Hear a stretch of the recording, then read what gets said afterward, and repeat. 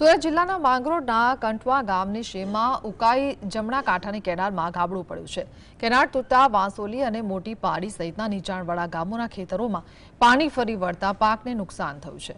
વર્ષ 1972માં બનેલી આ કેનાલનું 2016માં રિનોવેશન થયું હતું, છતાં ગાબડું પડતા તંત્ર દોડતું થયું છે।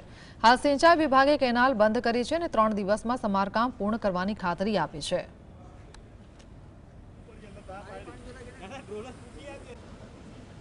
ઉકાઈ જમણા કાંઠા મુખ્ય નહેરની 25.680 કિલોમીટરની ચેનેજ પર કેનાલ સાયફન આવેલું છે, જેના ઉપરના ભાગમાં જમણા હાથે જોઈન્ટમાં પાઇપિંગ થવાથી 5 મીટર જેટલું બ્રિજ પડેલું છે। તો એ પાણી હાલ ભરણ ખાડીમાંથી થઈને કંટવા પછી સિયાલજ વગેરે ગામમાંથી થઈને કિમ રિવરમાં વહી રહ્યું છે। પડવાના કારણે આજુબાજુના ખેતરોમાં જે નીચાણ વિસ્તાર છે તે ખેતરોમાં પાણી ભરાઈ ગયા છે, ઊભા પાકને નુકસાન થયું છે।